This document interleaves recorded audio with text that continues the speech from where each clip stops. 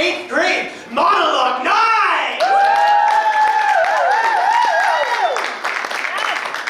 Thank you so much for coming. In this show, you'll have the pleasure of seeing a lot of the monologues that we worked on at districts and got amazing scores at. And some of them no one has actually seen yet. Some of them are being worked fresh on. So you have the pleasure of being some of the first people to see them. Also, we have a little more than just monologues. We'll have a few people doing solos, some songs, and to mix things up, you'll be able to enjoy that as well. I'm not going to talk much more than that. Thank you guys so much for coming. Enjoy.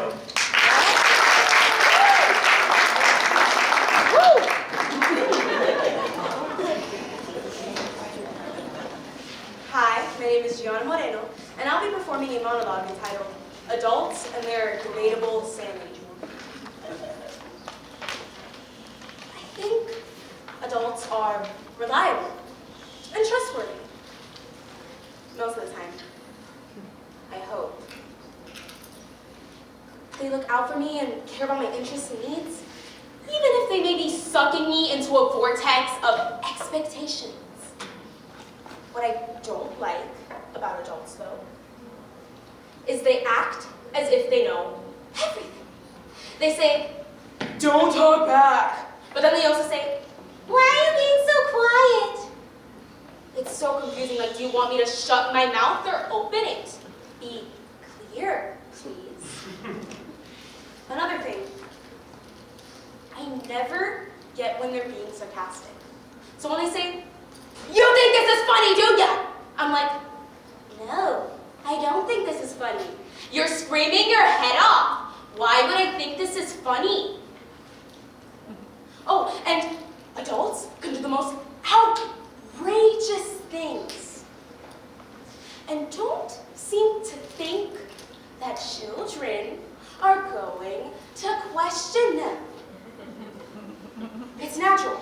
I mean, imagine someone starts acting like a beaver and then commands you to do beaver stuff with them. No, and they don't tell you why. They just give you that, "I'm older than you, so you better listen to me" look. It's so confusing. But I suppose it's all just to make me a better person. Unless they work for the government and are bent on taking over the world and turning children into cyborgs. Probably not. I think I'm gonna go with my first explanation.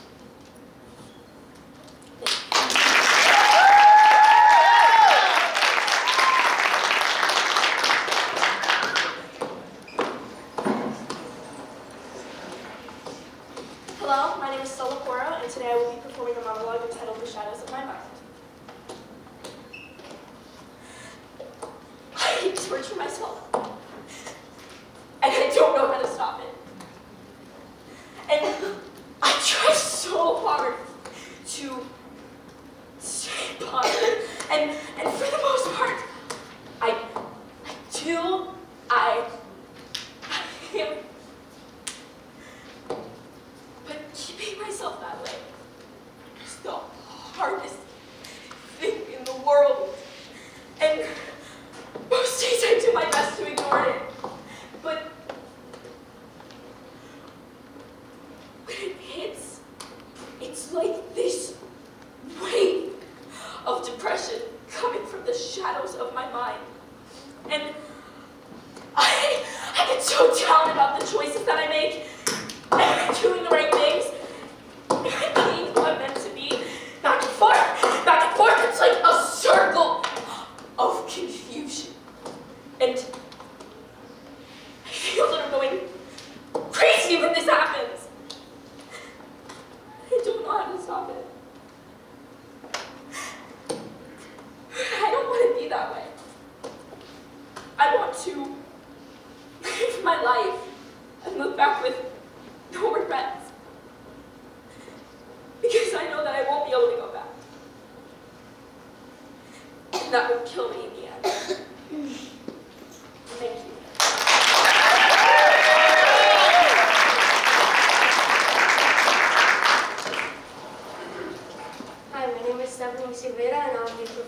monologue entitled I Didn't Do It. You can't ground me. I didn't do it. Just because I have a baseball glove and a baseball does not mean that I broke the window. Sure, I may have this history in this sort of thing, but this time I'm telling you the truth, Dad. This time it wasn't me. I was outside kicking rocks, touching grass, normal kid stuff, right? And then all of a sudden, Mom comes outside asking if I wanted to play baseball with her. Let me let you in on a little secret. Mom, my mom, that woman over there, she can't throw a baseball for her life. So we're throwing the baseball, yada yada, and then the woman decides to throw the baseball 50 miles per hour. Of course I dodge it because it's a baseball, and she broke the window way over there. So you see, it wasn't me, it was your wife. Maybe you should teach her how to throw a baseball or ground her instead. Thank you.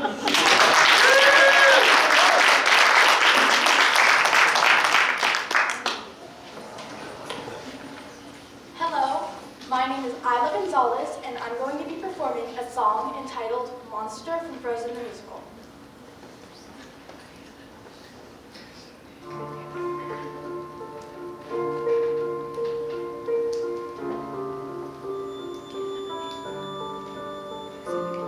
It's finally come to knock down the door. I can't hide this time like I hid before. The storm is awake, the danger is real. My time's running out. Don't feel. Fear will be your enemy, and death its consequence.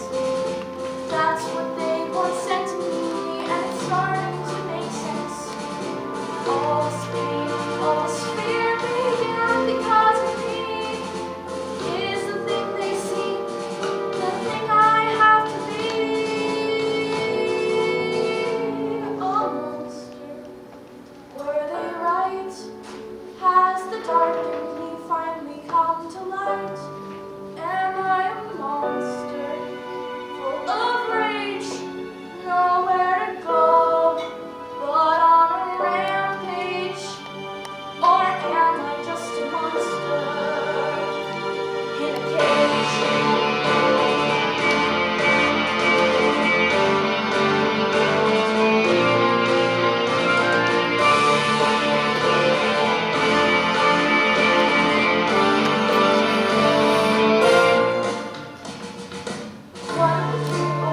The time for crying now. I started a storm, gotta stop this crowd. Do I keep on running? How far do I have to go? And will that take the storm away or only make it grow? I'm making my world colder. How long can it survive? Is everyone in danger as long as I'm alive? Was I a monster from the start? How did I end up with this frozen heart? Bringing destruction to the stage, caught in a war that I never meant to wage. Do I kill the monster? Father, you know what's best for me. If I die, will they be free? Mother, what if after I'm gone, the cold gets colder and the storm rages on? No, I have to stay alive to fix what I've done, save the world from myself, and bring back the sun. If I'm a monster, and it's true, there's only one thing that's left me to do. But before I fade to light, I'll do all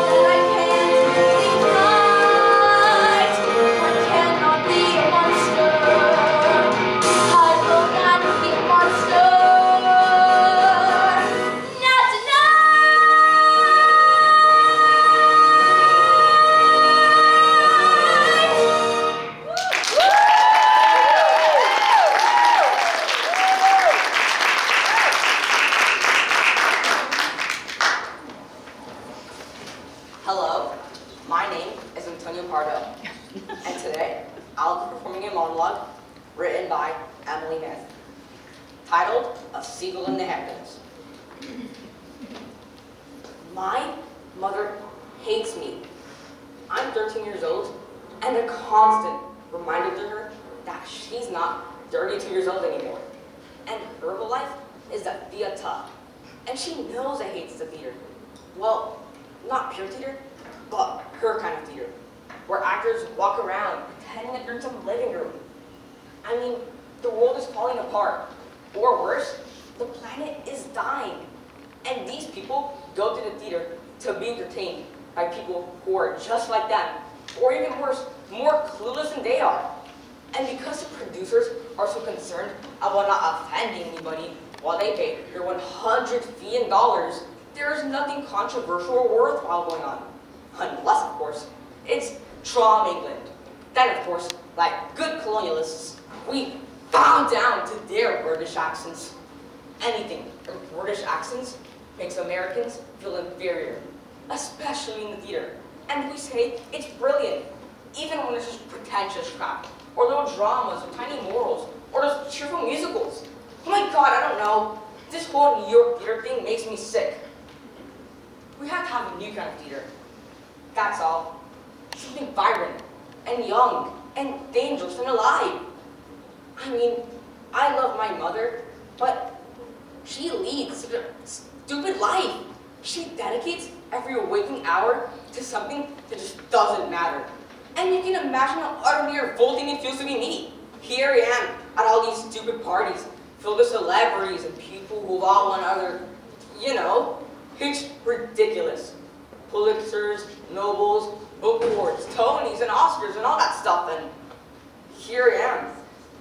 I have nothing to say for myself. I can't even understand what they're talking about half the time.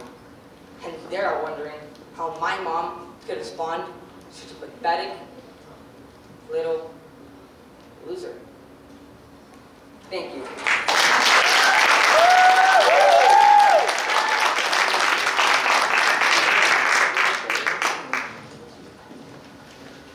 Hi, my name is Amber McGuire, and I'll be performing a monologue entitled I'm Glad He's Dead. I lived with him. I spent my life with him. I talked to him, tried to listen when he talked to people who weren't there. I watched him shuffle around at night like a ghost. A filthy ghost. He was disgusting. I had to make sure he bathed, my own father. After my mom died, it was just me. And I tried to keep him entertained with any idiotic project he was doing. There was the reading phase. I carried them by carload out of the library. We have 1,000 books upstairs. And then I found out he wasn't reading.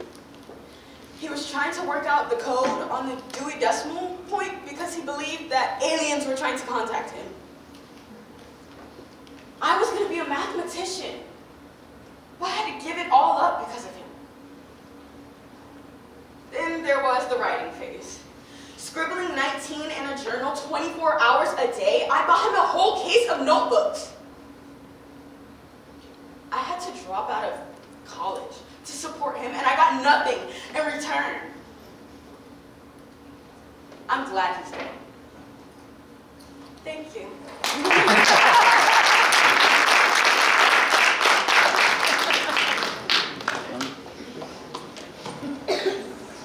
Hi, my name is Cindy Sutton, and today I'm performing Eurydice by Sarah Rowan. There was the coldness, then the roar. I think my husband was with me. My husband's name, do you know it? How strange, I don't remember. But it was horrible to see his face when I died. His eyes were two blackbirds, and they flew to me. I said, no, stay where you are. He needs you in order to see. It made me swim in a river, and I forgot his name. I forgot all their names. I know his name starts with a mouth shaped like a ball of twine. Or, I forget. They put me in a boat. I only fit inside. I looked at the oars and I wanted to cry. I tried to cry, but I just drooled a little. I'll try now. What happiness it would be to cry. I wasn't lonely, only alone with myself, begging myself not to leave my own body, but I was leaving. Goodbye, head, I said, and it inclined itself as though to nod to me in a solemn type of way. How do you say goodbye to yourself? Thank you.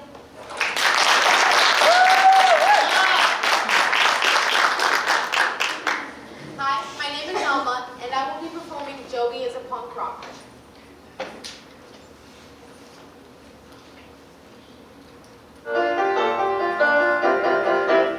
His hair is dirty, and he paints his nails black. He wears dog tags and patches on his knapsack. He seems like he's got Tourette's, and he toasts and smokes clove cigarettes. And I'm in love, I'm in love, I'm in love, but no one can know. I'm in love, I'm in love, I'm in love with a punk rocker named Joe. And I wish I had the courage to talk to him or walk with him down the hall. Now Joe don't care if you look or stare. I wish I could be that way. Last night I went to see his band play. His stage name is The Pagan. And right before they sing the Chaser of Love, he rips out his shirt and says this one goes out to Megan. And in that instant I saw, I knew that his nipples were pierced, but his heart wasn't. And he's in love, he's in love, he's in love. And I think I'm finally gonna tell him so. So let them call me names. I'm sorry, Jesus. Let them not support me. As long as we're together, baby, I don't care. We'll be just like Kurt and Courtney. Let them look and gawk and stare and stare. I'm gonna shout it for the whole damn world to hear that I'm in love, I'm in love, I'm in love with a punk rocker and Joe. And now you know.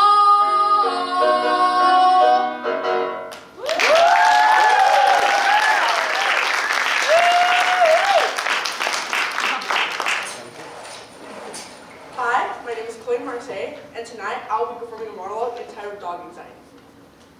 She asked me to watch her puppy, Oscar. I say, sure. I mean, what could be so bad about watching an innocent, harmless, cute little puppy? Right? Right? Wrong. It was a nightmare if there ever was one. Look at me. Do you see the bags under my eyes? I look horrible. She tells me like it's no big deal. She says, Zara, would you mind watching my puppy for me for 3 days? I said, sure, no problem. No problem. This dog has not stopped barking his tiny, squeaky voice. Didn't stop barking the entire night. Like a wolf howling in the night. Kept me up. I tossed and turned and tossed and turned some more. I felt like a 1980s breakdancer. I was finally time to go to work. I was actually excited to go to work for once in my life. But guess what? When I stepped foot into my kitchen, I found myself sliding all the way across the floor and flat down my back. I have bruises the size of boulders. Dog pee. Yeah, huh. It's messed up. The dog is messed up. Cheryl is so messed up for sucking me into watching her. I can't give you more insults for that. I've had it. He tore up my couch when I came home from work. My couch, the one I just recently purchased from Levin's, great deal by the way, is destroyed. And where was Oscar? Somehow Oscar, the expert trapeze artist, positioned himself on top of my kitchen cabinets. Did I mention how small this puppy is? The size of my foot. Don't know how in the world he got up onto the cabinets. Anyway, the genius was very afraid to jump down, and rightfully so, I'll give him that. So, I'm going to shut up now before I find myself passed out in a hospital from dog anxiety. Thank you.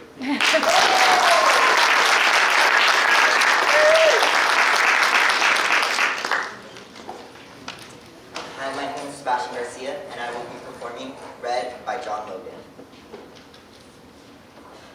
I woke up first thing I saw was snow outside my window. I was glad it snowed because it was Saturday, and my dad would take me sledding, me and my sister. But I didn't smell anything. That was weird. Normally my mom would be up making breakfast. It was really quiet. I put on my slippers. They were those neolite ones that look like the moccasins. I go into the hall. Now it's really quiet, and it's cold. There's a window open somewhere. My sister, she's just standing in the hallway, staring into my parents' room. The door is open. My sister, she's standing in a puddle of pee. I go to the door and look, and at first I see snow. So much snow outside the window. Maybe I'll still go sledding. And then the blood. The bed stained with it, and the walls. They're on the bed. It was a knife. Apparently it was a knife. I found out later. Burglars. At least 2 of them. But right now, I don't know what to do. I don't want my little sister to see anymore. My little sister. I turn around, I push her out, I shut the door. The door handle with blood is red. Thank you.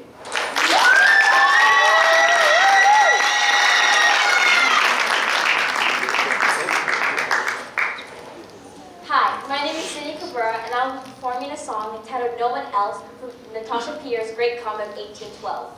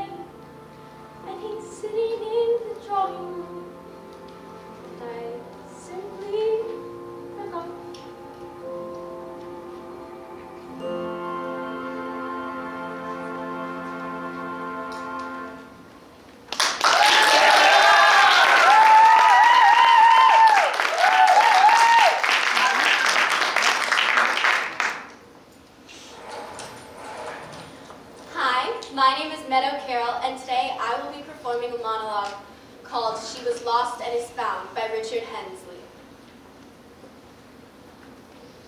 I don't know if I really want to marry Walter. I accepted his proposal, but Mother Hugh encouraged it. Maybe I was so used to trying to please you, I just went along.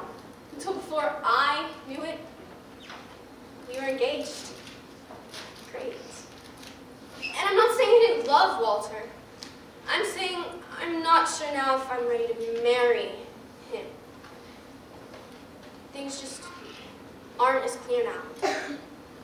Though, you never really asked, did you? Neither of you really, Mother, for my entire life. You've planned my every move. You have created a perfect daughter, and for the past 2 years, since Janie disappeared, you've buried your life in what I've been doing. I've become a living antidote for what Janie did to our family reputation. And Dad, you've always petted your daughters and bragged to other people about how charming we were. That is, when you had time. We've never really talked, have we? We don't really know each other that well. You've attended the important ceremonies in our lives, and you've paid our bills. But what does that tell you about us as individuals? For the past 2 years, the only 2 things you've been worried about are your job and finding Janie. It's been a silent household with the 3 of us here. We're in the same house, but on different wavelengths. I want to be looked on as something more than blue ribbon winner at the child show. I think Janie did too. And yes, you showed me that you loved me, and all that you gave from love. I know that. You gave a great deal. You gave everything. But you didn't give us a chance to give. Maybe we'd have something to give you. If you just let us. Thank you.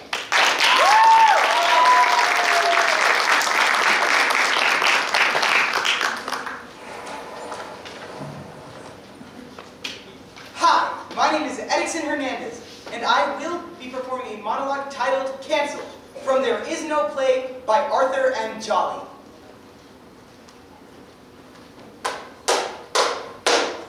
I hate to interrupt your pre-show warm-up, but there's no easy way to say this.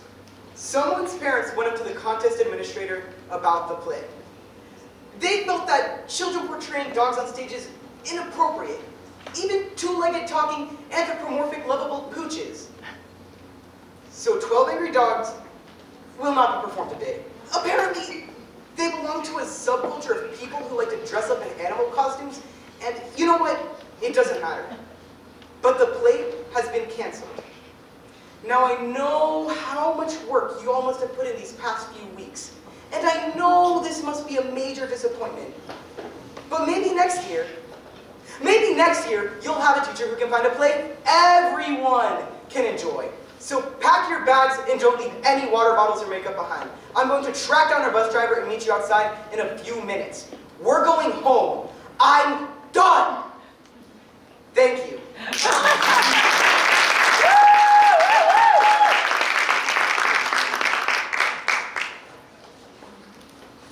Hi again. For those who missed it, I'm Gianna Moreno, and this time I will be performing a song entitled The River from the musical Hell's Kitchen. I'm alone in a corner of a one-room apartment, dirty windows let the light in through my fingers, make patterns on the carpet, heavy footsteps on the ceiling, and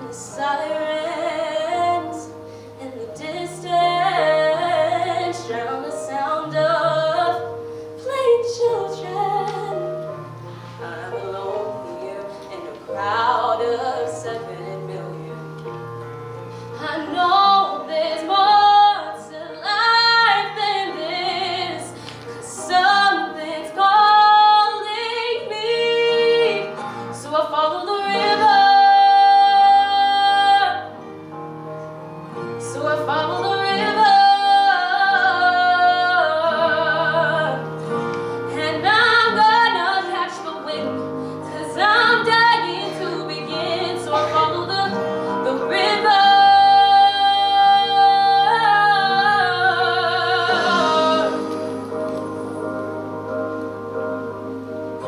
There's a heartbeat out in these streets. Yeah, there's a fire that's set alive inside me. There's no money that can stop me. Watch how strong I'm gonna be when they said I'm gonna be. I know there's more to life than this. Something's calling me, so I follow the river. So I follow the river, and I'm gonna catch the wind, 'cause I'm dying to begin. So I follow the river.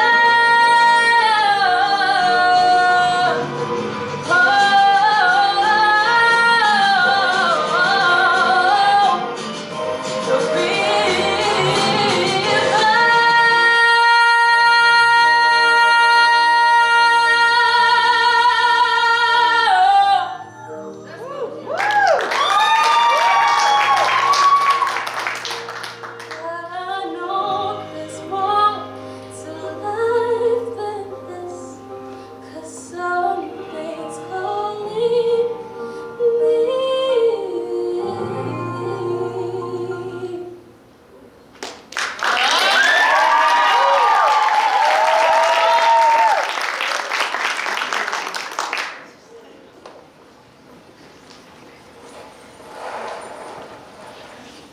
Hi, my name is Sienna Pelaez, and tonight I'll be performing a monologue entitled Racing Thoughts. The only way I knew you was from pictures. Then you came waltzing into my life, wanting to be a part of my family. I was excited to know you, my mind and heart racing like a child running on a field or a dog who's nervous around new people. I gave you a chance to prove whether you choose me over drugs. And we both know how that turned out, don't we? I can't believe that you would do this to me. I'm shocked, and now you're angry at Mom because she thinks you stole me, but legally, I am hers. And no offense, but I would choose her over you any day because she saved me. She took me in when you chose to do other things and when you decided to hang out with the bad people. And I was so excited to get to know you also. But you blew your chance. And one day, I hope you can change your ways and maybe, just maybe, we can try again. But until then, my mind and thoughts will just keep racing. Thank you.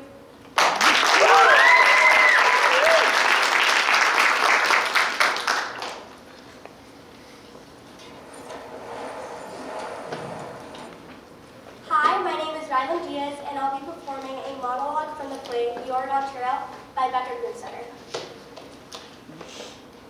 You want to know what's wrong with you?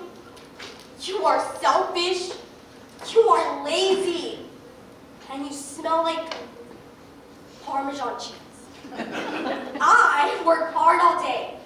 I come home. I want home. I want quiet. And there you are, sitting there all day doing nothing. You aren't cute. You suck. You make me sick.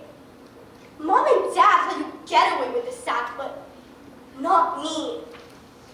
I run a 9-minute mile and you just sit around with my boots on up your butt, watching my TV that I never get to watch. And I pay for it. I get up at 5 a.m. and you are just pathetic. I'm very tired. You haven't experienced tragedy. Mom and Dad won't say this to you, but I will. I can't live with you anymore like this. And I know you have nowhere else to go, but I mean it. If you don't at least change your perspective, or whatever this is,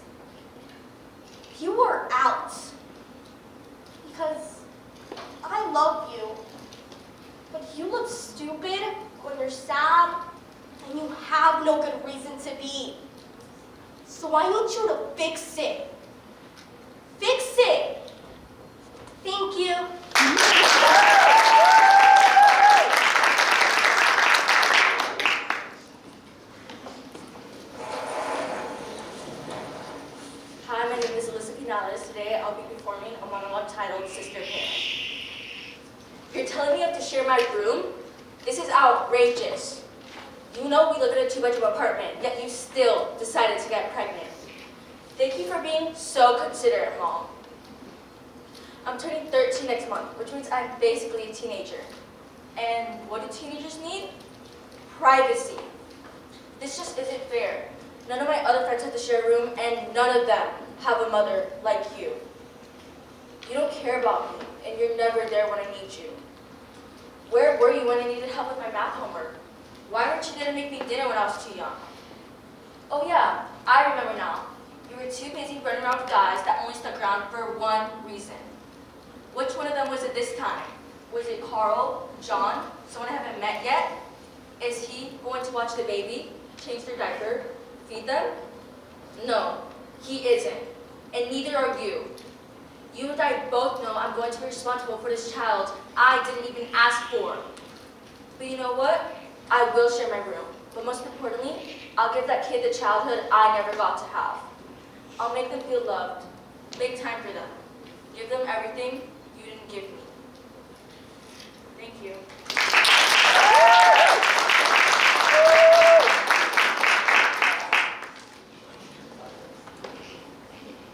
Hello, my name is Isla Gonzalez, and I'm going to be performing a monologue entitled Eurydice by Sarah Roll. Dear Orpheus, I'm sorry. I don't know what came over me. I was afraid I wasn't worthy of you. But I still love you, I think. Don't try to come and find me again. You'd be lonely for music. I want you to be happy. I want you to get married again. I'm going to write out a list of instructions for your next wife. To my husband's next wife. Be gentle. Be sure to comb his hair while it's still wet. Don't fail to notice how his face flushes pink like a bride's when you kiss him. Give him lots to eat. He forgets to eat and he gets cranky. When he's sad, kiss his forehead, and I will thank you. Because he's just a young prince whose robes are too heavy on him, and his crown falls down around his ears. I'm going to give this letter to a worm. I hope he finds you. Love, Eurydice. Thank you.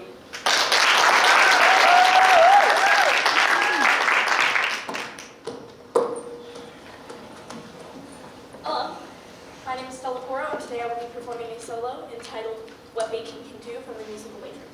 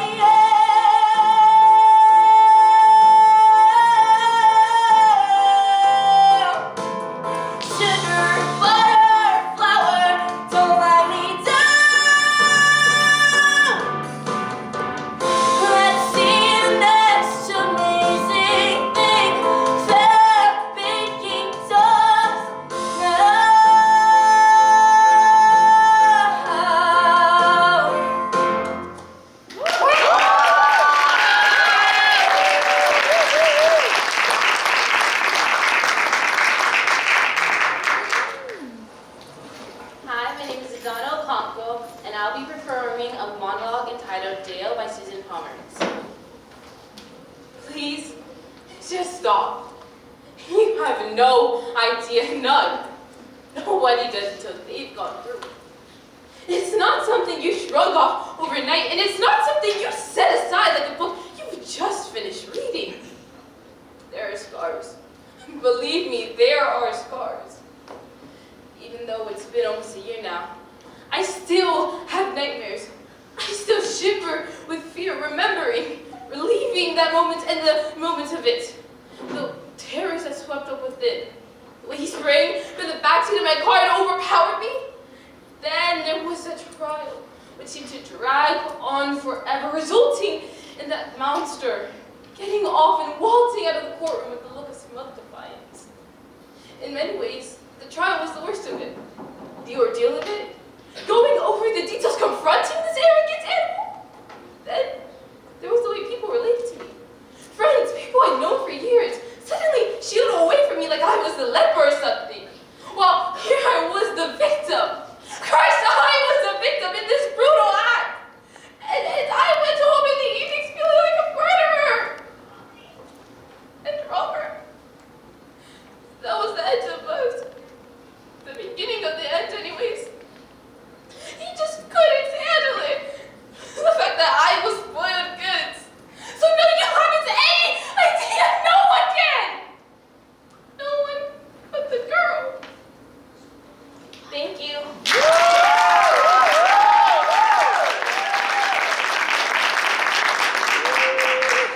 Hi, my name is Alma, and I will be performing a monologue from Right by Eric Lane. The senior meeting planner. Whatever the heck that means. Catherine McGinnis. Although she goes with the name Katie. At least that's how she signs her emails. Love, KT. Then this little semicolon and smiley face. I found this whole file of them. Emails about their undying love, their eternal passion. About my mom. And their love life. About me, who they've obviously discussed.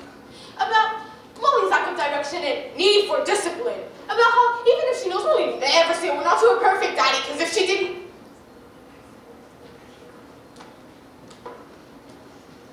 screw him. Screw her too. You know what I really want? I want him to die. What do I want to go home for? I told him I knew that I found her emails from his girlfriend Katie. He pretends like I didn't say it. So I say it again. The more he pretends, the more I keep saying it. Is he gonna keep seeing her? Is he gonna keep cheating with her? Maybe he wants to invite her over so we can all watch.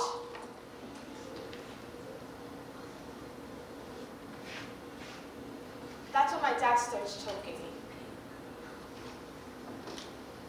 That's when my mom comes in from the other room and pulls him off.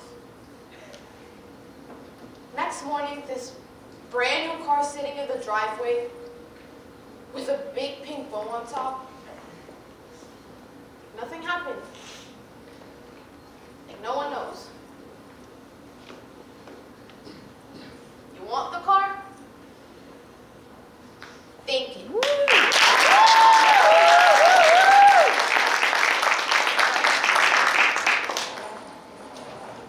Hi, my name is Sydney Cabrera, and I'll be performing a monologue entitled Jawbreaker from Ride the Cyclone. I rode the cyclone with the other kids in the choir, and that's when the accident happened. We were at the top of the roof of the coaster, made this screaming metal sound. Sparks were shooting all over the place. And then the sparks and the screaming just stopped. And it was like this weightlessness. My heart beat like a jillion beats per second, but I didn't scream like the other kids. No, I was just soaking it all in. Because on a certain level, it was so rad, sailing through the air. You could see all the other rides, and it was like something unlocked in me. My heart just welled up with all this love for everything. Images and this feeling flooded into me. Like climbing back into your bed in the morning and feeling the heat left over from your body. Hanging upside down from the monkey bars until your head starts to tingle. Smelling Jiffy markers. Listening to music and dancing around my room before a party and pretending like I'm gonna have a perfect time. Finishing an essay, undoing a knot, pizza night, Halloween, watching my baby brother dance naked to ABBA, being in the choir, at the height of the Hallelujah chorus and feeling all the voices rattle my bones, I started laughing like a crazy person, all giddy with endorphins, dancing leprechauns and rainbows, streams of chocolate, curling rides, flashing lights. There is no shame in loving my small town. The only good things that happened to me happened in uranium. And it took a horrible accident for me to realize how wonderful everything is. Thank you.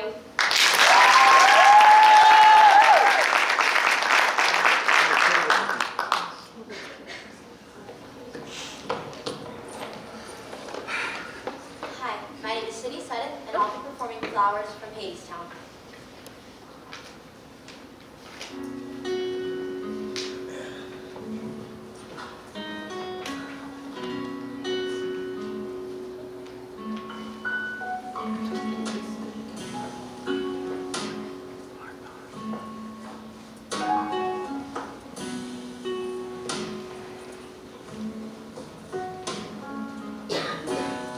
What I wanted was to fall asleep.